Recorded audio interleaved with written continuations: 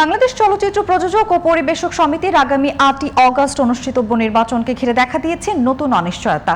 দুই গুরুত্বপূর্ণ প্রার্থীর মনোনয়ন বাতিল এবং পরবর্তীতে এফবিসিসিআই এর আরবিট্রেশন ট্রাইব্যুনালে আবেদন জমা পড়ায় নির্বাচন নিয়ে তৈরি হয়েছে নতুন আলোচনা। এই নিয়ে বিস্তারিত থাকছে এবারের আয়োজনে। বাংলাদেশ চলচ্চিত্র প্রযোজক ও পরিবেশক সমিতির নির্বাচনকে সামনে রেখে ক্রমেই জটিল হচ্ছে পরিস্থিতি।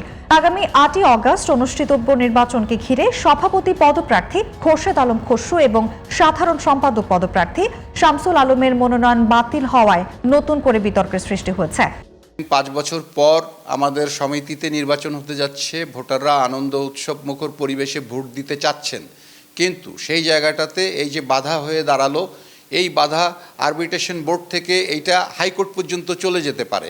চলে গেলে তখন হচ্ছে যে নির্বাচনটা ঝুলে যাবে, নির্বাচনটা আবার বন্ধ হয়ে যাবে। ভোটাররা খুবই উদ্বিগ্ন যে সমিতিতে 5 বছর পর নির্বাচন হচ্ছে, সেই নির্বাচনটাও যদি বন্ধ হয়ে যায় তাহলে আর দুঃখের কোনো সীমা থাকবে না।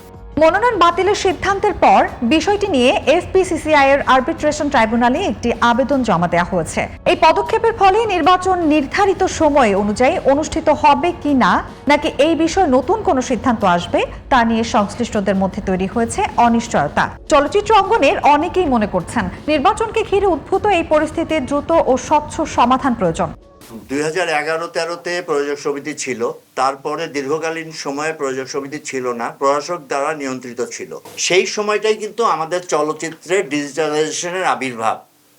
প্রযোজক সমিতি এখন দরকারটা কেন? কারণ প্রশাসক দ্বারা ডিজিটালাইজেশনের যে সুফলটা হলগুলোতে পৌঁছে দেওয়া দরকার, সেটা সম্ভবপর হচ্ছে না বলে আমরা মনে করছি।